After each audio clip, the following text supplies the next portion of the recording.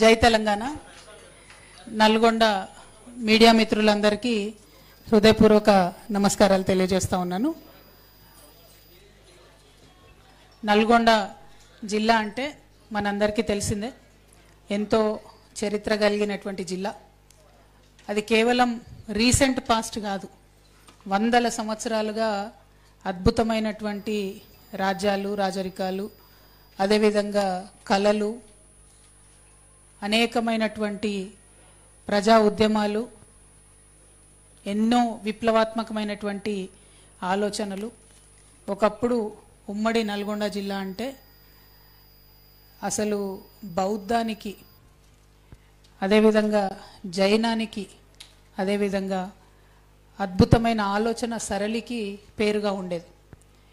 ఒకప్పుడు ఉమ్మడి ఆంధ్రప్రదేశ్లో మేము ఇక్కడికి వచ్చి కొట్లాడేది, మా దగ్గర దొరికినాయన్నీ కూడా మీరు గుంటూరు మ్యూజియంకి తరలించకపోయినరు, మా దగ్గర ఉన్నటువంటి చరిత్రనంతా గుంటూరుకి తీసుకుపోయినరు, అవన్నీ వెనక్కి ఇవ్వాలని చెప్పి మేము డిమాండ్ చేసినటువంటి సందర్భాలు అనేకం ఉన్నాయి.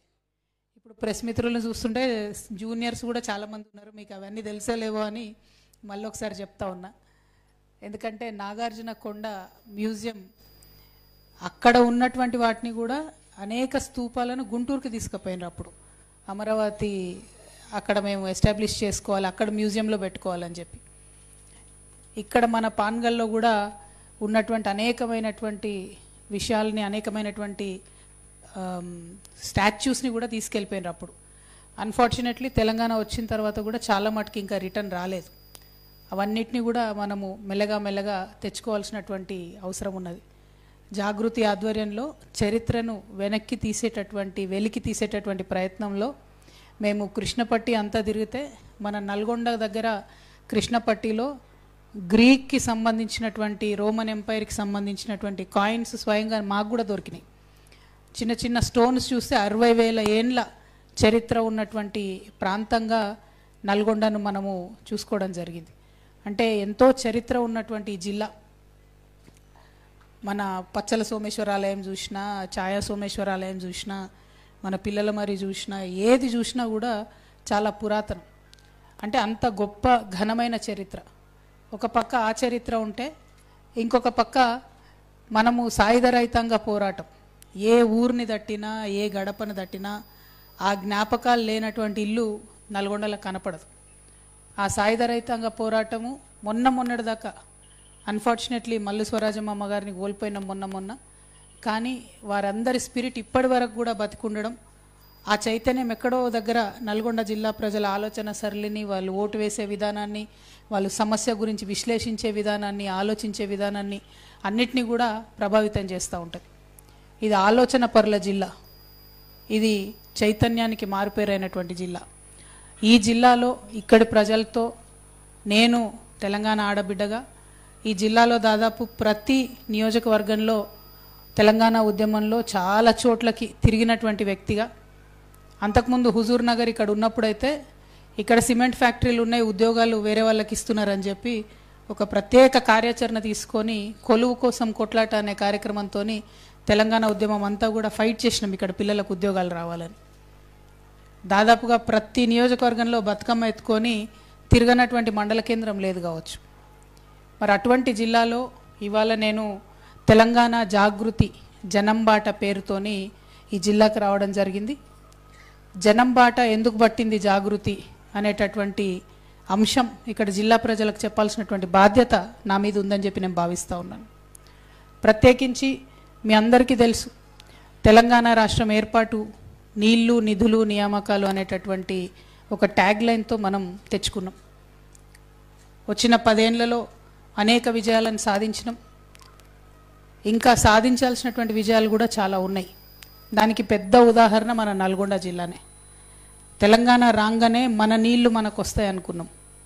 నల్గొండ జిల్లాలో 10 సంవత్సరాలలో కృష్ణా జలాలు మనకు సంపూర్ణంగా అందినాయా లేదా ఒక్కసారి నల్గొండ ప్రజలు గుండె మీద చేసుకొని ఆలోచన చేయాలి. నల్గొండ అంటే ఏముంటుంది, మనకు సాగర్ నుంచి వచ్చే నీళ్లు ఉంటాయి, ఎలిమినేటి మాధవరెడ్డి గారి దగ్గర నుంచి ఆ ప్రాజెక్ట్ నుండి వచ్చే 2.5 లక్షల ఎకరాలు అది ఉంటుంది పారకం. డిండి పూర్తి అయితే 3.5 లక్షల ఎకరాలు పారుతుందని అనుకుంటాం. ఇక మూసి నిన్న మొన్న ముఖ్యమంత్రి గారు మొదలుపెట్టిన తక్కువ పారకం ఉన్నా కూడా మూసి ఎస్ఎల్బిసి ఆ టనలు పూర్తయితే దాని నుంచి వచ్చేటటువంటి ప్రాజెక్టులు పూర్తయితే 3.5 లక్షల ఎకరాలు దాంతో రావాలి. ఎస్ఆర్ఎస్పి స్టేజ్ 2తోని కొంత పారకం ఉంటుంది. తర్వాత కొంత కాళేశ్వరంతో అంటే ఉమ్మడి నల్గొండ జిల్లాలో గంధమల్ల బసవపూర్ ఇవన్నీ అయితే దానికి, అట్లనే దేవాదులతోని ఇంకొంత పారకం ఉంటుంది. గోదావరి కొంత పాగం ఉన్నా కూడా మేజర్ డిపెండెన్సీ కృష్ణ. మరి 12 ఏళ్లలో 10 ఏళ్ళు బీఆర్ఎస్ పాలన, 2 ఏళ్ళు కాంగ్రెస్ పాలనలో కృష్ణా నదీ జలాలను మనం తెచ్చుకోగలిగినామా? ఈ ప్రశ్న ఖచ్చితంగా నల్గొండ జిల్లాలో ఉన్న ఆలోచన పరులు తమను తాము అడగాల్సినటువంటి అవసరం ఉంది. ఇవాళ జాగృతి పేరుతో జనం బాట పట్టడానికి కారణం ఏంటంటే, నాగార్జున సాగర్ కిలోమీటర్ దూరంలో డ్యామ్ కనబడుతుంటుంది, నీళ్లు కనబడుతుంటుంది. 4 నుంచి 5 మండలాలకు చుక్క నీరు ఉండదు. నెల్లికల్ లిఫ్ట్, చిన్న లిఫ్ట్ అయిపోతే 25,000 ఎకరాలకు 4 మండలాల ప్రాంతంలో నీళ్ళు వస్తాయి. అడిగేటోడే లేదు. 12 ఏళ్ళు అవుతుంది. 2024లో వరద వచ్చి కొట్టుకపోయింది. అది కొంచెం 2 ఏళ్ల నుంచి ఏం పని అవుతలేదు. అంతకుముందు కాంగ్రెస్ గవర్నమెంట్ కేసీఆర్ గారిని తిట్టిపోసింది, ఏం పనులు అవుతలేవు మా నల్గొండలో, ఏం పనులు అవుతలేవు మా నల్గొండలని. మరి మీరు వచ్చి 2 ఏళ్ళు అయింది కదా, సమస్యలు తీరినాయా? బీఆర్ఎస్ ఉన్న సమస్యలు ఉన్నాయి, కాంగ్రెస్ వచ్చిన సమస్యలు ఉన్నాయి. అంటే దీని మాకు అర్థమైంది తెలంగాణ జాగృతి నుండి, అడిగే వాళ్ళు ఒకరు ఉండాలి, నిరంతరం ప్రభుత్వాల మీద ఒత్తిడి పెట్టే వాళ్ళు ఒకరు ఉండాలి. దానికోసమే జాగృతి జనం బాట కార్యక్రమం తీసుకున్నాం. నిన్న నెల్లికల్ పోయినాం, సుంకిశాల క్యాన్సిల్ అయింది. సుంకిశాల అయితే మరీ దారుణం. హైదరాబాద్కు 50 ఏండ్ల దహార్తిని తీర్చడానికి సుంకిశాలను సెకండ్ ఆల్టర్నేట్గా పెట్టుకుంటామని చెప్పి అప్పుడు కేటీఆర్ గారు వచ్చి ఓపెనింగ్ చేసిండ్రు. మొన్న 2024లో వచ్చిన వరదకు ఎంత ఘోరం అంటే మొత్తం రిటైనింగ్ వాళ్ళు కొట్టుకపోయింది. అయితే కాంగ్రెస్ గవర్నమెంట్ వచ్చింది అప్పటికే. ఆ రిటైనింగ్ వాళ్ళు కొట్టుకపోతే కనీసం ప్రభుత్వం బయటికి చెప్పలే వార్త. అసెంబ్లీ నడుస్తుంది, వార్త ప్రభుత్వం బయటికి చెప్పలే. ఆ ఎంప్లాయీస్ ఎవరో అన్ఎక్స్పెక్టెడ్గా తీస్తున్న వీడియోలో ఆ కొట్టుకపోయే విజువల్ ఉంటే అది ఎంప్లాయీస్ షేర్ చేసుకోగా మెల్లగా తర్వాత బయటకు వచ్చింది వార్త. సరే బయటకు వచ్చింది సుంకిశాలలో. ఆగమేఘాల మీద అధికారులను తీసేసిండ్రు, ఆగమేఘాల మీద ఎంక్వైరీ చేసినామన్నారు. కానీ ఇంతవరకు కనీసం ఆ కాంట్రాక్టర్ని ఒక్క మాట కూడా అనలే. ఉత్తమ్ కుమార్ రెడ్డి గారు, ఇదే జిల్లా ఇరిగేషన్ మంత్రి గారు, ఎక్స్పర్ట్ కమిటీ రిపోర్ట్ ఇచ్చింది ఆ కాంట్రాక్ట్ సంస్థను బ్లాక్ లిస్ట్లో పెట్టాలని. ఉత్తమ్ కుమార్ రెడ్డి గారు ఇరిగేషన్ మంత్రి గారు ఒక్క మాట అన్నారు ఆ కాంట్రాక్ట్ సంస్థను. కోమటిరెడ్డి గారు ఈ జిల్లా మంత్రివర్యులు, సీనియర్ నాయకులు, పవర్ఫుల్ లీడర్ కాంగ్రెస్లో, ఒక్క మాట అన్నారు ఆయన. ఇక ముఖ్యమంత్రి గారి సంగతి సరే సరి, వాళ్ళకుండే మెగా ఫెవికాల్ బంధం మనకు తెలిసిందే కాబట్టి ఆయన ఒక్క మాట అననే అన్నాడు. అంటే మరి చేసిన పనే చేసుడు, అది కొట్టుకపోయినా అదే కాంట్రాక్టర్ చేసుడు, ఎన్నేళ్ళు చేస్తారు పనులు? నిన్న నిజంగా ప్రాజెక్టుల దగ్గరికి పోయి నిర్వాసితులతో మాట్లాడుతుంటే మేము ఎంటర్ అవడమే కిష్టరాంపూర్ దగ్గర నుంచి ఎంటర్ అయినాం, ఆ తర్వాత నక్కలగండికి పోయినాం, ఆ తర్వాత నెల్లికల్ పోయినాం. ఈ అన్ని ప్రాంతాల్లో కూడా రైతులు 17 సంవత్సరాలు, 15 సంవత్సరాలు, 11 సంవత్సరాలు ల్యాండ్ అక్విజిషన్ అవుతుంది. అక్కడ వాళ్ళ ఇంట్లో ఉన్న పిల్లలు 18 సంవత్సరాలు ఏజ్ దాటిపోతుంది, ఉద్యోగం లేదు, ఉన్నటువంటి పొలం సాగు చేసుకోవాలనో లేదో తెలియదు. మరి ఇదే బంగారు తెలంగాణ, ఇదే మనం సాధించిన గొప్ప తెలంగాణ అంటే ఇదైతే కరెక్ట్ కాదు. ఇది మారాల్సిన అవసరం అయితే ఖచ్చితంగా ఉన్నది. దీనికోసం కేసీఆర్ గారిని 1,00,000 తిట్లు తిట్టి అధికారంలోకి వచ్చిన కాంగ్రెస్ పార్టీ ఏం చేస్తుందో చెప్పాల్సినటువంటి అవసరం ఉన్నది. నేను నిన్న చెప్పినట్టుగా ఒకవేళ చెప్పకపోతే కృష్ణా నదీ జలాలను నల్గొండకు తేవడంలో ఈ ప్రభుత్వం కూడా అలసత్వం ప్రదర్శిస్తే తొందరలోనే భూ నిర్వాసితులందరినీ తీసుకుపోయి ముఖ్యమంత్రి గారి ఇంటి ముంగట కూర్చోవడం జరుగుతుంది. ఎందుకంటే 17 ఏళ్ళు, 15 ఏళ్ళు, 16 ఏళ్ళు ఆగి వాళ్ళకి ఏడవడానికి కూడా కన్నీళ్ళు కూడా ఇంకిపోయినటువంటి పరిస్థితి ఉన్నది. ఇంకొక పక్క స్కూల్కి పోయినాం నిన్న దేవరకొండలో. ఆ స్కూలు మీ అందరు కూడా వార్తలలో తెలిసి ఉంటుంది, కొంపల్లి పాఠశాల. నీళ్ళు వస్తే మునిగిపోతే పిల్లలందరూ తాడు పట్టుకొని ఈదుకుంటూ బయటికి రావాల్సిన పరిస్థితి ఉండే. అది బీఆర్ఎస్ హయాంలోనే అయింది. 5 ఎకరాలు జాగా ఇచ్చారు, ఓన్లీ హాస్టల్ అయింది, స్కూల్ కాలే. సో ఎక్కడైతే పడుకుంటారో అక్కడనే క్లాస్ రూమ్ చదువుకోవాలి. సో పడుకుంటప్పుడు నైట్ డ్రెస్సు, పొద్దున్న లేస్తే స్కూల్ డ్రెస్సు, అంతే తప్పితే అసలు ఇంకో పక్క బిల్డింగ్ లేదు. ఆ పిల్లల పరిస్థితి దారుణంగా ఉంది. 450 మంది పిల్లలు ఉంటే ఓన్లీ 2 వర్కర్స్ ఉన్నారు బాత్రూమ్స్ క్లీన్ చేయడానికి. పిల్లలకు లాండ్రీ చేసేటోళ్ళు ఎవరు లేరు, బట్టలు వాళ్ళే ఉతుక్కోవాలి. ఎంత అన్యాయం ఇది. మీరు తిట్టి వచ్చారు కదా బీఆర్ఎస్ గవర్నమెంట్ను, మరి కనీసం స్కూళ్ళని పట్టించుకోవచ్చు కదా. ముఖ్యమంత్రి గారు హైదరాబాద్ నుండి చెప్తారు కలెక్టర్లు అందరూ వారానికి ఒకసారి సోషల్ వెల్ఫేర్ స్కూళ్ళలో పడుకోవాలని. ఇంతమంది పత్రికా మిత్రులు ఉన్నారు, ఎప్పుడన్నా మీ కలెక్టర్ గారు పోయి పడుకున్నారా ఏదైనా సోషల్ వెల్ఫేర్ స్కూల్లో? అంటే ముఖ్యమంత్రి మాట అంటే ఖాతరే లేదు కలెక్టర్లకు. మరి ఇట్లా నడిపితే ఏం ప్రభుత్వం ఇది? దీన్ని ప్రజలు ఎంత ఇబ్బంది పడుతున్నారు గమనించాల్సినటువంటి అవసరం ఉంది దయచేసి. నేను ఇవాళ రాంగారాంగా మెటర్నిటీ హాస్పిటల్కి పోయినా. పాపం డాక్టర్లు నర్సులు వాళ్ళ ఓపికకు మొక్కాలే చెప్తున్నా నేను. ఆ మెటర్నిటీ హాస్పిటల్లో చిన్న పిల్లలు ప్రీమీ బేబీస్ పుట్టినోళ్ళు కూడా ఒక్కొక్క ఇంక్యుబేటర్కి ఇద్దరిద్దరిని పడుకోబెట్టారు. ఐసీయూలో పిల్లల ఐసీయూలో కూడా ఒక్కొక్క బెడ్లో ఇద్దరిద్దరిని పడుకోబెట్టారు. వాళ్ళు సేవ చేస్తున్నారు, డాక్టర్లు చేస్తున్నారు, నర్సులు చేస్తున్నారు. కానీ రాజకీయ నాయకులుగా మనం ఫెయిల్ అవుతున్నాం. ఎక్కువ బెడ్లు ఇవ్వలేకపోతున్నాం, ఎక్కువ ఫెసిలిటీ ఇవ్వలేకపోతున్నాం, ఎక్కువ స్టాఫ్ని పెట్టలేకపోతున్నాం. హాస్పిటల్ డెవలప్మెంట్ సొసైటీ అని ఒకటి ఉంటుంది. ఇది నేను ఎక్కడ పోయినా హాస్పిటల్ ఎందుకు పరిశీలిస్తున్నా అంటే రోజు ఉండే ఖర్చులు ఉంటాయి హాస్పిటల్లో, హ్యాండ్ క్యాష్ అవసరం అవుతుంది. ఇక్కడ 770 పడకల హాస్పిటల్ నల్గొండలో మేనేజ్ చేయాలంటే 1,25,000 రూపాయలు అవుతుంది నెలకు. డాక్టర్ రోజుకు అసలు కనీసం సూపరింటెండెంట్ గారి చేతిలో పెట్టి క్యాష్ లేకపోతే ప్రతిదానికి ఈయన పైకి రాయాలి, పైకి వెళ్ళి జవాబు రావాలి, వచ్చిన తర్వాత అడ్జస్ట్ చేసుకోవాలంటే ఇంత లోపల జరగాల్సిన డ్యామేజ్ జరిగిపోతుంది. ఇవాళ మేము పీడియాట్రిక్ వార్డుకి పోయినాం. పాప ఒక ఆమె కంప్లీట్గా అచేతన స్థితిలో పడిపోయి ఉంది. ఏం చేయలేకపోతున్నారు వైద్యులు. ఏమైందన్నా, ఎందుకు, ఏం డాక్టర్ గారు ఏంది అంటే ఎంఆర్ఐ లేదు మేడం, ఇక్కడ ఇబ్బంది ఉంది, పంపితే నీలోఫర్కి పంపాలి. సరే వాళ్ళని అడిగినాం, నీలోఫర్కి పోతారమ్మా మరి అంటే చేతిలో రూపాయి లేదమ్మా, ఎట్లా పోవాలి అంటే దయనీయమైన పరిస్థితి. నేనేమంటున్నా, ఎవరి మీద విమర్శ కాదు, ఇది పాలిటిక్స్ కాదు. ఇప్పుడు పాలిటిక్స్ చేయాల్సిన అవసరం లేదు, ఎందుకంటే ఇంకా 3 ఏళ్ళు టైం ఉంది ఎన్నికలు రావడానికి. లాస్ట్ 1 ఇయర్లో పాలిటిక్స్ చేసుకోవచ్చు. జాగృతి ఇమీడియట్గా మా జిల్లా నాయకులు లేదని అంబులెన్స్ బుక్ చేసి వాళ్ళే పంపించారు. మా తమ్ముడు సందీప్ బాధ్యత తీసుకొని పంపించేసిండు నీలోఫర్కి. అట్లా ఎంత అటెండ్ అవుతాం, ఎంతకని చేస్తాం, ఎవరెవరు చేస్తాం? ప్రభుత్వంలో ఆ వ్యవస్థను పటిష్టం చేసుకోవాల్సినటువంటి అవసరం ఉన్నది. At the same time gynaecology వార్డులో చాలామంది చదువుకున్న అమ్మాయిలు చూస్తున్నటువంటి డాక్టర్సు, హెల్త్ మినిస్టర్ గారికి నేను రిక్వెస్ట్ చేస్తున్నా, డెలివరీ అయ్యే టైంలో కొంత మంచి ప్రైవేట్ హాస్పిటల్కి పోతే ఎపిడ్యూరల్ అని ఒక మందు ఇస్తారు. ఆ మందు ఇస్తే నొప్పి లేకుండా డెలివరీ అవుతుంది. ఇప్పుడు గవర్నమెంట్ హాస్పిటల్లో 500 డెలివరీలు అవుతున్నాయి నెలకు. ఒక 250 అందులో సిజేరియన్సే అవుతున్నాయి, ఏదో ఒక కాంప్లికేషన్ ఏదో ఒకటి. ఇంకొక 250 మంది మాత్రం ఇంకా ఆటవిక కాలంలో, మందులు లేని కాలంలో ఏదైతే ప్రసవ వేదన ఆడబిడ్డలు పడ్డారో అదే వేదన బిడ్డలు కానేటప్పుడు ఇక్కడ పడే పరిస్థితి ఉన్నది. దయచేసి మనం ఒక పాలసీ చేంజ్ చేసుకుందాం. I'm requesting the government.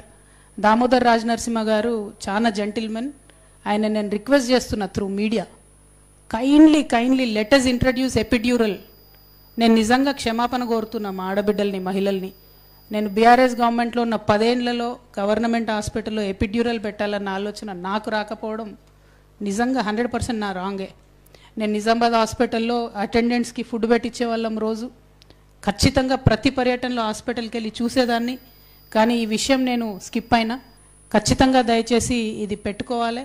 ఆ ప్రసవ వేదన అది భరించలేని వేదన పునర్జన్మలాగా ఉంటుంది, మరొక మరణంలాగా ఉంటుంది. కాబట్టి ఎట్ ఎనీ కాస్ట్ దయచేసి ఎపిడ్యూరల్ ఇంట్రడ్యూస్ చేసుకుందామని చెప్పి నేను దామోదర్ రాజ్ నరసింహ గారిని రిక్వెస్ట్ చేస్తూ ఉన్న పత్రికా ముఖంగా. నేను వారికి పర్సనల్గా కూడా లెటర్ రాసి కూడా రిక్వెస్ట్ చేస్తా.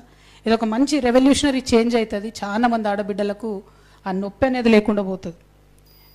గమ్మత్ ఏంటంటే మేము హాస్పిటల్కి పోతామని నిన్న ప్రకటిస్తే జిల్లా మంత్రి గారు ఇవాళ జిల్లాలోనే ఉన్నారట. ఆయన ఆగమేఘాల మీద నేను కూడా మధ్యాహ్నం హాస్పిటల్కి పోతా అన్నారట. అరే, జాగృతోళ్ళు వచ్చి జనం బాట బట్టి మేము హాస్పిటల్ పోయే వరకు జిల్లా మంత్రి గారికి హాస్పిటల్ పోవాలనిపించకపోవడం అనేది విచిత్రం. మరి పోన్లే, నేను ఇలా పొద్దున పూట అందుకే పోయొచ్చిన. మరి అన్న మధ్యాహ్నం పోతాడో లేదో గ్యారంటీ చూసుకుందాం. మనం పోతే ఏం చేంజెస్ చేస్తారో కూడా బరాబర్ చూద్దాం. ఇంకొక మాట, కోమటిరెడ్డి వెంకటరెడ్డి అన్న పెద్ద మనిషి, అన్న నీకు నాకేం పంచాయతీ ఉందన్న, ఏందో మా పిల్లలు 2 బొమ్మలో 2 ఫ్లెక్సీలో పెట్టుకుంటే పొద్దుగల్లేసి అన్నీ తీసి పారేసిరట. ఎందుకు తీసి పారేసిరని అడుగుదామని పోతే పోలీసు వాళ్ళు అరెస్ట్ చేసిరట వాళ్ళని. అవసరమా అన్న? 2-3 చిన్న పిల్లలు, జాగృతి పిల్లలు ఏదో చేసుకుంటారు వాళ్ళ పని వాళ్ళు. జర మీ పోలీసు వాళ్ళకి చెప్పి మా పిల్లల్ని రిలీజ్ చేయమని నేను కోరుతా ఉన్నా.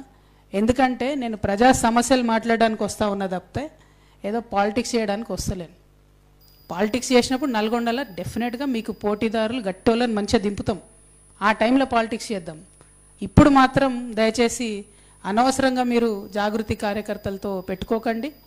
జాగృతి కార్యకర్తలతో పెట్టుకున్నాడు ఎప్పుడు కూడా బాగుపడలే.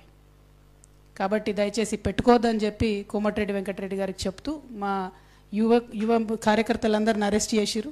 వాళ్ళని రిలీజ్ చేయవలసిందిగా నేను డిమాండ్ చేస్తూ ఉన్నా. ఇక ఇంకొక విషయం, నల్గొండ జిల్లాలో ప్యాడీ దాదాపు ఈసారి estimation 13.44 lakh metric turns, 13,44,000 metric టన్నుల ధాన్యం మన నల్గొండలో ఉత్పత్తి అవుతుందని అనుకుంటున్నారు. దీంట్లో మీకు అడ్వాంటేజ్ ఏంటంటే మిర్యాలగూడ హబ్ కాబట్టి రైస్ మిల్స్కి వాళ్ళే దాదాపు 5-6 లక్షల టన్నులు కొనేస్తారు, మెట్రిక్ టన్నులు. సో ఇంకా సగమే ధాన్యం గవర్నమెంట్ ప్రొక్యూర్ చేయాలి. ఓకే, గవర్నమెంట్ ఇచ్చుకున్న టార్గెట్ 6.3 lakh మెట్రిక్ టన్స్ కొనాలి, 6,30,000 మెట్రిక్ టన్నులు. అంటే దానికి మినిమం 1000 కొనుగోలు కేంద్రాలు అవసరమవుతాయి. మరి ఇప్పటి వరకు మీ ప్రభుత్వం తెరిచింది ఎంత అన్న కోమటిరెడ్డి వెంకటరెడ్డి అన్న? 375 కేంద్రాలు తెరిచారు.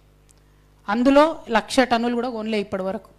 అంటే దీని వెనుక సీక్రెట్ ఏంది, మతలబ్ ఏంది అంటే మీరు కొనరు, ఆలస్యం చేస్తారు, ఇంత లోపల మధ్యవర్తులు వచ్చి అగ్వసగ కొనుక్కపోవాలి, దాంతో మీరు బోనస్ ఇచ్చేటటువంటి అవసరం నుంచి తప్పించుకుంటారు. సో నేను రిక్వెస్ట్ చేసేది ఏంటంటే త్వరితగతిన ఎక్కువ సెంటర్స్, కొనుగోలు కేంద్రాలు ఎక్కడైతే అవసరం ఉన్నాయో నల్గొండ జిల్లాలో, మిర్యాలగూడ సైడ్ అయితే అవసరం ఉండదు, తక్కువ ఉంటాయి, మిగతా చోట్ల ఇమీడియట్గా ప్యాడీ పర్చేస్ చేయాలని చెప్పి నేను డిమాండ్ చేస్తూ ఉన్నాను. సుంకిశాలలో జరిగినటువంటి ప్రమాదంలో ఖచ్చితంగా చర్యలు తీసుకోవాలని చెప్పి మంత్రి గారిని డిమాండ్ చేస్తున్నాను. ఎస్ఎల్బీసీలో కూడా అదే జరిగింది, టనల్ కూలిపోయింది, 6 మంది చనిపోయినరు, ఇంకొక 2 బాడీస్ రికవర్ అయినా 8 మంది చనిపోయినట్టున్నారు. మరి దాని మీద కూడా ఏం చర్యలు తీసుకున్నారో ఏందో జిల్లా మంత్రివర్యులు చెప్పాలని చెప్పి నేను డిమాండ్ చేస్తూ ఉన్నాను. ఇంకొక విషయం ఏంటంటే మీకు గుర్తుండి ఉంటుంది, తెలంగాణ రాకముందు మనం ఇక్కడికి వచ్చి ఇదే నల్గొండలో అప్పుడు కూడా కోమటిరెడ్డి గారే ఎమ్మెల్యేగా ఉన్నప్పుడు ఇక్కడే డిమాండ్ చేసినాం మేము జాగృతి నుండి. ఏమని అంటే సాగర్ నుంచి ఎన్ని నీళ్లు పోతున్నాయో అన్న మీటర్ రీడింగ్ మీరు తెప్పించుకోండి. అప్పుడు మన చేతిలో ఉంటుండే, ఏది అటు రైట్ సైడ్ ఎంత పోతుందో లెఫ్ట్ సైడ్ ఎంత పోతుందో మన చేతిలో ఉంటుండే. సో అప్పుడు మేము డిమాండ్ చేసేది తెలంగాణ వాదులుగా, అన్న మీరు రీడింగ్ తెప్పించుకోండి అని. ఇప్పుడు పరిస్థితి ఏంటంటే అసలు రైట్ సైడ్ మొత్తానికి ఆంధ్రప్రదేశ్ గవర్నమెంట్ చేతులు ఉంది, లెఫ్ట్ సైడ్ మొత్తం ఇప్పుడు సెంట్రల్ గవర్నమెంట్ చేతిలో పెట్టేసారు. ఇక్కడ ముఖ్యమంత్రి గారు రేవంత్ రెడ్డి గారు వచ్చిన తర్వాత కనీసం మన ఇంజనీర్లు పోయి అక్కడ రీడింగ్ తీసుకుందామంటే కూడా అరెస్ట్ చేసే పరిస్థితి ఉంది. నేను మంత్రి గారిని, ఉత్తమ్ కుమార్ రెడ్డి గారిని డిమాండ్ చేస్తూ ఉన్నాను, ఖచ్చితంగా మన లెఫ్ట్ బ్యాంక్ కెనాల్ ఏదైతే ఉందో నాగార్జున సాగర్లో అది మన అధీనంలోకి తెచ్చుకోండి. ఇంకా దీన్ని మీరు అట్లనే వదిలేస్తే ఫ్యూచర్లో ప్రతి వాటర్ రిలీజ్కి కూడా ఆంధ్రలో అడుక్కునే పరిస్థితి ఉంటుంది. ఇప్పటికి కూడా ఆ పరిస్థితి రానియకుండా దాన్ని ఇమీడియట్గా మీరు తీసుకోండి అని చెప్పి నేను డిమాండ్ చేస్తూ ఉన్నాను. అదేవిధంగా ఎస్ఎల్బీసీ టన్నల్ అది ఎప్పుడు పూర్తవుతుంది, ఎప్పుడు పర్యావరణ అనుమతి వస్తుంది, మరి దాని కింద అది వస్తేనే దాని మీద ఆధారపడి ఉన్న నక్కలగండి, అట్లనే పెన్లిపాకాల, వీటన్నిటిలో సఫర్ అవుతున్న వాళ్ళ పరిస్థితి ఏంది, ఉత్తమ్ కుమార్ రెడ్డి గారు ఒక్కసారి విజిట్ చేయవలసిందే కోరుతా ఉన్నా. ఆ నక్కలగండి మునిగిపోయిన దగ్గర పోతే అందులో ఒక తండ అచ్చంపేటది ఉంటుంది. అచ్చంపేట కలెక్టర్ గారికి ఫోన్ చేస్తే వెంటనే ఆయన నేను వచ్చి విజిట్ చేస్తా అని చెప్పారు. ఈ నల్గొండ దిక్కు కూడా 2 తండాలు ఉన్నాయి, మరి దానికైతే ఇంతవరకు కనీసం ఎంఆర్ఓ కూడా పోలేదట. నేను నల్గొండ కలెక్టర్ గారిని రిక్వెస్ట్ చేస్తూ ఉన్నాను, ఆ 2 తండాలు, ఒకటి మోత్యానాయక్ తండ, ఒకటి నక్కలగండి తండ, ఈ 2 తండాలను కూడా దయచేసి విజిట్ చేయండి. విజిట్ చేసి వాళ్ళకున్న సమస్యల్ని అర్థం చేసుకోవాలని చెప్పి కోరుతా ఉన్నా. ఇక డిండి సంగతి అయితే మనము చెప్పనే అవసరం లేదు, అది కొనసాగుతూనే ఉన్నది, అది ఎవరు వచ్చినా కొనసాగుతూనే ఉన్నది. Very unfortunate. కానీ దీన్ని మనము తొందరలోనే మంచిగా చేసుకోవాల్సినటువంటి అవసరం ఉన్నది. ఆ డిండిలో కూడా శివన్నగూడెం కావచ్చు, సింగరాయపల్లె కావచ్చు, గొట్టిముక్కలు కావచ్చు, ఇవన్నీ కూడా ఒకటికొకటి లింక్డ్ ఉన్నాయి. దయచేసి అందులో చిన్న సమస్యలు ఉన్నాయి. కిష్టరాయపల్లె దగ్గరికి నిన్న పోయి వచ్చినాం, ఇంకా చాలామంది ల్యాండ్ అక్విజిషన్ కాలే. వీటన్నిటికీ పరిష్కారం ఏంటంటే జిల్లా కలెక్టర్ గారో జిల్లా మంత్రి గారో విజిట్ చేస్తే మీరు జనంలోకి పోతే సమస్యలు అవే ముందుకు పోతాయి, కానీ కనీసం పోతలేరు. అదే మా బాధ. సో జిల్లా మంత్రివర్యులు ఖచ్చితంగా విజిట్ చేయాలి ఈ సైట్స్ అని చెప్పి నేను డిమాండ్ చేస్తూ ఉన్నాను. అదేవిధంగా ఈ గవర్నమెంట్ అధికారంలోకి రాకముందు బీఆర్ఎస్ మీద అనేక విమర్శలు చేస్తూ భూదాన్ భూములన్నీ కూడా మీరు తినేసిరని చెప్పారు. మేము రాగానే భూదాన్ భూములన్నీ రీక్లెయిమ్ చేస్తామన్నారు. మరి ఏం చేస్తున్నారు ఇంతవరకు? భూదాన్ భూములు ఎక్కడ పోయినాయని చెప్పి ఇవాళ జాగృతి తరఫున మేము ప్రశ్నిస్తూ ఉన్నాం. ఈ 2 ఏళ్ల సమయంలో భూదాన్ భూములు వెనక్కి తీసుకోవడానికి ఏం కార్యాచరణ చేసిరో జిల్లా ప్రజలకు వివరించి చెప్పాలని కూడా ఈ సందర్భంగా నేను డిమాండ్ చేస్తూ ఉన్నా. అదేవిధంగా మిర్యాలగూడ సైడు దామర్చర్లలో యాదాద్రి పవర్ ప్లాంట్లో మరి 5 యూనిట్లు యాక్చువల్గా వర్క్ కావాలి. 4000 మెగావాట్ల ఉత్పత్తి లక్ష్యంతో ప్రారంభించుకున్నటువంటి ప్లాంట్లో కేవలము 2 యూనిట్లు ఇప్పుడు పనిచేస్తున్నాయి 1600 మెగావాట్లతో. మిగతా ఎప్పుడు పూర్తయితే దయచేసి ముఖ్యమంత్రి గారు ప్రజలకు చెప్పాల్సినటువంటి అవసరం ఉంది. ఇక రెండో విషయం, అక్కడ లోకల్లో వీర్లపాలెం అనేటటువంటి ప్రజలు పాపం ఊర్లో ప్రజలు వాళ్ళు భూమి అంతా ఇచ్చారు. వాళ్ళకి ఇంటికొక ఉద్యోగం ఇస్తామన్నారు. ఇంతవరకు దాని గురించి మాట్లాడతలేరు. వాగ్దానం బీఆర్ఎస్ వాళ్ళు చేసి ఉండొచ్చు, కానీ పూర్తి చేయాల్సింది ప్రభుత్వంగా మీరే కాబట్టి దాని విషయంలో మీరు క్లారిటీ ఇవ్వాలి. ఇంకా కూడా అక్కడ కాంపెన్సేషన్ రాని వాళ్ళు ఉన్నారు కాబట్టి ఆ విషయాన్ని కూడా ఆలోచించాలని చెప్పి నేను కోరుతా ఉన్నాను. అదేవిధంగా ఇలా పొద్దున మేము నిన్న మిర్యాలగూడెంలో నైట్ స్టే చేసినాం. పొద్దున అక్కడ కొంతమంది పుర ప్రముఖులతో మాట్లాడుతూ ఉంటే వాళ్ళు కోరింది ఏంటంటే మమ్మల్ని అక్కడ 100 రైస్ మిల్స్ ఉన్నాయి, మంచినే కొంత ఇండైరెక్ట్ డైరెక్ట్ వాళ్ళు ఉద్యోగాలు ఇచ్చుకోగలుగుతున్నారు. కానీ FCI గోడౌను కనీసం ఒక 100 మెట్రిక్ టన్నుల గోడౌను అవసరం ఉంది తక్షణమే అని చెప్పి వాళ్ళు డిమాండ్ చేస్తూ ఉన్నారు. అదేవిధంగా ఇప్పుడు దామర్చర్ల పవర్ ప్లాంట్ వచ్చిన తర్వాత మిర్యాలగూడెం టౌన్ కూడా బిజీ అయిపోయింది. ముందేసుకున్న రింగ్ రోడ్ పాతగా అయిపోయింది కాబట్టి ఇప్పుడు ఇంకొక కొత్త ఔటర్ రింగ్ రోడ్ కావాలని మిర్యాలగూడ ప్రజలు కూడా డిమాండ్ చేస్తూ ఉన్నారు. ఒక ఇండస్ట్రియల్ హబ్ పెట్టడానికి 5000 ఎకరాలతోని అంతకుముందు ప్రణాళికలు చేసిండ్రు. ముఖ్యమంత్రి గారు అమెరికాలో ఉన్నోళ్ళను ఆఫ్రికాలో ఉన్నోళ్ళను పిలుచుకొచ్చి ఎర్ర తివాచీలేసి ఇక్కడ వ్యాపారం చేసుకునే అవకాశం ఇస్తూ ఉన్నారు. కాబట్టి మిర్యాలగూడ యువమిత్రుల కోసం కూడా ఒక ఇండస్ట్రియల్ హబ్ మిర్యాలగూడలో ఏర్పాటు చేయాలని చెప్పి నేను డిమాండ్ చేస్తూ ఉన్నాను. అదేవిధంగా నల్గొండ ప్రాబ్లమ్స్ మనం చూసినట్టయితే మరి 15 ఏళ్ల నుంచి అండర్ గ్రౌండ్ డ్రైనేజ్ అయితే నల్గొండలో లేదు, అది కొనసాగుతూనే ఉంది. ఎందుకు మరి అండర్ గ్రౌండ్ డ్రైనేజ్ మీద వెంకటరెడ్డి గారైనా ఉత్తమ్ కుమార్ రెడ్డి గారైనా ఆలోచన చేస్తలేరో దయచేసి మీరు ప్రజలకు చెప్పాలి. ఇక నల్గొండ టౌన్లో అనేకమైన ఇబ్బందులు చెప్పిండ్రు. మైక్రో లెవెల్లో ఒక్కొక్కటి చాలా ఇష్యూస్ ఉన్నాయి. అవన్నీ కూడా మేము జాగృతి కమిటీస్ వేసుకుంటాం, అడాక్ కమిటీస్ వేసుకుంటాం. వేసుకున్నాక ప్రతి చిన్న విషయం మీద కూడా తెలంగాణ జాగృతి నాయకులం కార్యకర్తలం అందరం కూడా ఫ్యూచర్లో ఖచ్చితంగా ఉద్యమం చేస్తామని ఈ సందర్భంగా తెలియజేస్తూ మరి మళ్ళీ ఒక్కసారి ఒక ఆడబిడ్డగా మీకు చెప్పేది ఒకటే, మనందరం కలిసి తెలంగాణ ఉద్యమం చేసినాం. ఒక స్ఫూర్తివంతమైనటువంటి ఉద్యమం నడిపించి రాష్ట్రాన్ని సాధించుకున్నాం. రాష్ట్రం సాధించుకునే సందర్భంలో మనం అనేక సార్లు చెప్పేది, మనకెవరు స్ఫూర్తి అంటే ఫ్రెంచ్ విప్లవం స్ఫూర్తి. స్వేచ్ఛ కోసం, సమానత్వం కోసం, సౌభ్రాతృత్వం కోసం జరిగినటువంటి ఆ ఉద్యమం అది విజయ తీరాలను ముద్దాడింది. అది స్ఫూర్తిగా రాష్ట్రం సాధించుకోవాలి అని చెప్పి ఆనాడు కొట్లాడినాం. అదేవిధంగా ఇక్కడ మన దగ్గర భూమి కోసం, భుక్తి కోసం, విముక్తి కోసం అని జరిగినటువంటి తెలంగాణ సాయుధ రైతాంగ పోరాటం అది కూడా విజయ తీరాలను ముద్దాడింది. తద్వారా హైదరాబాద్ రాష్ట్రానికి స్వతంత్రం వచ్చింది. మనం భారతదేశంలో విలీనమైనం, రాచరికం నుంచి ప్రజాస్వామ్యంలోకి పరిణితి చెందగలిగినాం. మరి ఆ తర్వాత తెలంగాణ ఉద్యమం వచ్చింది, నీళ్ల కోసం, నిధుల కోసం, నియామకాల కోసం. సరే పాక్షికంగా సాధించుకున్నా కూడా ఇప్పుడు నేను బలంగా నమ్మేది, తెలంగాణ జాగృతి సంస్థగా మేమందరం నమ్మేది ఏంటంటే సామాజిక తెలంగాణ రావాల్సిన అవసరం ఉన్నది. సామాజిక తెలంగాణ సాధన కోసం తెలంగాణ జాగృతి పోరాటం చేస్తుంది. సామాజిక తెలంగాణ రావాలంటే మేము అనుకున్నటువంటి అంశం ఏంటంటే అవకాశం, అధికారం, ఆత్మగౌరవం. ఇప్పటి వరకు అవకాశం రాజకీయంగా రాని వాళ్ళకు అవకాశం రావాలి, తద్వారా వాళ్ళకు అధికారం రావాలి, తద్వారా వాళ్ళ ఆత్మగౌరవం నిలబడాలి. ఇవాళ నిజంగా ఆలోచిస్తే మనకున్న పాపులేషన్లో మైనారిటీస్ ఎంతమంది ఉన్నారు, వాళ్ళు ఎంతమంది పబ్లిక్ రిప్రజెంటేటివ్స్ ఉన్నారు, ఆడబిడ్డలు ఎంతమంది ఉన్నారు, వాళ్ళు ఎంతమంది పబ్లిక్ రిప్రజెంటేటివ్స్ ఉన్నారు, బీసీలు ఎంతమంది ఉన్నారు, వాళ్ళు ఎంతమంది పబ్లిక్ రిప్రజెంటేటివ్స్ ఉన్నారు.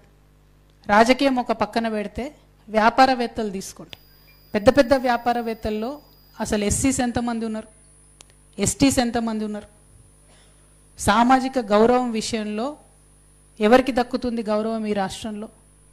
తెచ్చుకున్న తెలంగాణ భౌగోళిక తెలంగాణ అయితే సరిపోదు, సామాజిక తెలంగాణ రావాల్సిందే. దానికోసం తెలంగాణ జాగృతి ఖచ్చితంగా ప్రయత్నం చేస్తుంది. దానికి అనేక మార్గాలు ఉంటాయి. అందులో ఒక మార్గం బీసీల కోసం 42% పోరాటం చేయడం. అది కేవలం లోకల్ బాడీ ఎలక్షన్స్ కోసమే కాదు, ఎమ్మెల్యేలలో, ఎంపీలలో, ముఖ్యమంత్రులుగా రేపటి నాడు బీసీలు ఉండాలి ఈ రాష్ట్రంలో అని బలంగా నమ్మేటటువంటి సంస్థ తెలంగాణ జాగృతి. ఇవాళ ఎమ్మెల్యేలుగా, ఎంపీలుగా ఎస్సీ ఎస్టీలు అవుతున్నారు, ఎందుకంటే అంబేద్కర్ గారు వారికి రాజ్యాంగబద్ధంగా రక్షణ ఇచ్చిండ్రు కాబట్టి. కానీ వారిని అంతకన్నా పైకి మనం తీసుకెళ్ళగలుగుతామా? వాళ్ళు ఎమ్మెల్యేలు, ఎంపీలు అయినంత మాత్రాన కుల వివక్ష లేకుండా ఇప్పుడు కొనసాగుతుందా మన రాష్ట్రంలో? రేపటి నాడు సామాజిక తెలంగాణ అంటే గౌరవం దక్కాల్సిందే. ఈ రాష్ట్రంలో అనేక ఎగ్జాంపుల్స్ ఉన్నాయి. ఎంపీలు, ఎమ్మెల్యేలుగా ఉన్నటువంటి దళిత ప్రతినిధులను యాదాద్రి సాక్షిగా ముఖ్యమంత్రి గారు పైన చైర్లో కూర్చొని కింద చైర్లో ఉప ముఖ్యమంత్రి గారిని కూర్చోబెట్టిన ఉదంతం మన కళ్ళ ముందు కనబడుతున్నది. దళితుల పట్ల, గిరిజనుల పట్ల, ఆదివాసీల పట్ల, ఆడబిడ్డల పట్ల, డబ్బు లేనటువంటి పొలిటికల్ బ్యాక్గ్రౌండ్ లేని యువత పట్ల ఇంకా కూడా వివక్ష కొనసాగుతుంది. అది మారాలంటే అనేక మార్గాలు ఉంటాయి. ఒకటి బీసీలకు రిజర్వేషన్లు, 2 విద్యార్థులకు యూనివర్సిటీలలో మళ్ళీ ఎన్నికలు రావాలి. దానికోసం జాగృతి ప్రయత్నం చేస్తుంది. చంద్రబాబు నాయుడు గారి హయాంలో ఆనాడు విద్యార్థుల ఎన్నికలను రద్దు చేసిండ్రు. ఇలా కొత్త లీడర్స్ ఏడికెళ్ళి వస్తారు? जो ऑलरेडी सियासत में है उनके बिटिया या बेटे सियासत में आते, नए लोगों को कैसे बनाने वाले प्लेटफॉर्म जो है वो यूनिवर्सिटीज़ है. अब यूनिवर्सिटीज़ में वो प्लेटफॉर्म बंद कर दिए तो जो ऑलरेडी सियासत में है उन्हीं के बच्चे वापस सियासत में आते. नए नए बच्चे जिनको पॉलिटिकल बैकग्राउंड नहीं है उनको अगर पॉलिटिक्स में लाना है तो स्टूडेंट यूनियन इलेक्शंस कंडक्ट होना इस स्टेट में बहुत ही ज़रूरत है. ख़वातीनों का एम्पावरमेंट के लिए, चाहे वो फाइनेंशियल हो चाहे पॉलिटिकल हो, उनके लिए अलग अलग काम लेना है. उनके लिए एक लीडर नाम से प्रोग्राम तेलंगाना जागृति ने लॉन्च किया है. We will train our women. మా ఆడబిడ్డలకు శిక్షణ ఇస్తాం. ఎందుకంటే రేపు పొద్దున 69 మంది ఆడబిడ్డలు ఎమ్మెల్యేలు అవుతారు. డీలిమిటేషన్ అయితే ఉమెన్ రిజర్వేషన్ వస్తే ఒక 65 నుంచి 69 మంది ఆడబిడ్డలు ఎమ్మెల్యేలు అవుతారు. వాళ్ళకు ప్రతి నియోజకవర్గంలో శిక్షణ ఇస్తాం. ఇవాళ జాగృతి జనంబాట కార్యక్రమంలో భాగంగా మేము జాగృతి సంస్థను బలోపేతం చేసుకుంటాం. జిల్లాలలో ఉన్నటువంటి సమస్యల్ని చూసుకుంటాం. అక్కడ ఉన్నటువంటి నాయకులను ఐడెంటిఫై చేసుకుంటాం. వాళ్ళని దగ్గరికి తీసుకుంటాం. వాళ్ళకి శిక్షణ ఇస్తాం. వాళ్ళని ఎంపవర్ చేస్తాం రేపు పొద్దున పొలిటికల్గా, ఫైనాన్షియల్గా వాళ్ళు ముందుకెళ్ళడానికి. ఇట్లా కొన్ని దీర్ఘకాలిక లక్ష్యాలతో పనిచేస్తున్నాం. కొన్ని తక్షణం సాధించుకునేటటువంటి అంశాలు ఉన్నాయి. ఉదాహరణకి ఇవాళ నేను హాస్పిటల్కి పోయినా ఎంఆర్ఐ లేదు అన్నారు. ఆ ఎంఆర్ఐ మెషిన్ తెచ్చేంత వరకు మేము ప్రయత్నం చేస్తాం. అంటే చిన్నవి పెద్దవి అని కాదు, ప్రతి అంశాలను కూడా తీసుకొని ముందుకు వెళ్తూ ఈ జనంబాట కార్యక్రమం మేము పూర్తి చేసుకుంటా ఉన్నాం. మరి అనేక విషయాల్లో మాకు మా జర్నలిస్ట్ మిత్రుల సహకారం అందిస్తూ ఉన్నారు. మా డిజిటల్ మీడియా మిత్రులు సహకారం అందిస్తూ ఉన్నారు. ఏ జిల్లాకు పోతే ఆ జిల్లా ఇంటి ఆడబిడ్డ వచ్చినట్టుగా హారతి ఇచ్చి వెల్కమ్ చేసి మరి పెద్ద ఎత్తున సహకారం అందిస్తున్న ప్రజలందరికీ కూడా ధన్యవాదాలు తెలియజేస్తూ, నల్గొండ జిల్లాలో చాలా సక్సెస్ఫుల్గా ఇప్పటివరకు కార్యక్రమాలు జరిగినాయి. దీని తర్వాత కొంతమంది మన జిల్లా మేధావులతో సమాలోచన కార్యక్రమం ఉన్నది. ఆ తర్వాత లైబ్రరీ మోస్ట్ ప్రాబ్లీ వెళ్తాం అనుకుంటున్నా. కాకపోతే లైబ్రరీలో ఉండాల్సిన మా యువమిత్రులందరూ కూడా అరెస్ట్ చేసి పెట్టిరు. మరి ఆ ప్రోగ్రామ్ ఉంటుందో ఉండదో తెలియదు, బట్ లైబ్రరీకి కూడా వెళ్ళాలి. అట్లా ఇంకా కొన్ని కార్యక్రమాలు ఉన్నాయి ఈరోజు కూడా. వాటిని అల్టిమేట్గా గోల్ ఒకటే, పర్పస్ ఒకటే, ప్రజా సమస్యలు ప్రభుత్వం దృష్టికి తీసుకురావాలి, ప్రభుత్వం మీద ఒత్తిడి పెంచాలి, తద్వారా పరిష్కార మార్గాలు వెతకాలి. Thank you. జై తెలంగాణ, జై జాగృతి.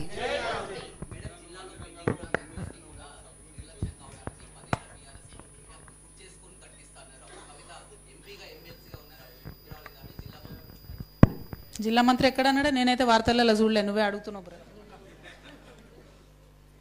మీరు అడిగితే మీరు అడుగురి, మంత్రి గారి పేరు ఎందుకు వాడుతున్నారు మధ్యలో? ఎనీవే, విషయం ఏంటంటే అనేక చోట్ల ఎక్కడైతే మన ప్రాజెక్టులు కడతా ఉన్నారో అక్కడ నిర్వాసితులు సఫర్ అవుతున్న మాట వాస్తవం. అది వేరే ప్రభుత్వం బీఆర్ఎస్ చేసిన తప్ప, కాంగ్రెస్ చేసిన తప్ప అని మనం తూతూ అయిపోయి అనుకుంటూ కూర్చుంటే వాళ్ళు సఫర్ అయ్యేటోళ్ళు సఫర్ అయితేనే ఉంటారు. నేను రిక్వెస్ట్ చేసేది అదే జిల్లా మంత్రుల్ని. మీ జిల్లా నుంచే ఉత్తమ్ కుమార్ అన్న కూడా ఉన్నారు, మీ ఉమ్మడి జిల్లా నుంచి, కాబట్టి ఆయనను కూడా రిక్వెస్ట్ చేసేది ఒకటే, దయచేసి మీరు ప్రాజెక్ట్ సైట్స్ విజిట్కి పోండి. అక్కడి ప్రజల దుఃఖాన్ని మీరు కళ్ళతో చూడండి. చూస్తే పరిష్కరించాలనేటటువంటి తపన మీకు కూడా రావచ్చేమో అని చెప్పి నేను భావిస్తూ ఉన్నాను. చాలా కష్టాలలో ఉన్నారు, వాటిని తీర్చండి. మళ్ళీ చెప్తున్నా, నేను తప్పు ఎవరు చేసినా తప్పే, అది బీఆర్ఎస్ చేసినా తప్పే, కాంగ్రెస్ చేసినా తప్పే, జాగృతి చేసినా తప్పే. ఇవాళ బీఆర్ఎస్ తప్పు చేసింది కాబట్టి కాంగ్రెస్ని గెలిపించారు ప్రజలని కాంగ్రెస్ వాళ్ళు చెప్తున్నారు పదే పదే. అట్లాంటప్పుడు వీళ్ళు కూర్చొని వీళ్ళు కూడా తప్పులు చేస్తే వీళ్ళని మార్చి ఇంకొకరిని గెలిపిస్తారు. కాబట్టి ఆ పరిస్థితి తెచ్చుకోకుండా ప్రజా సమస్యల విషయంలో తక్షణమే స్పందించాలని ప్రభుత్వాన్ని కోరుతాం.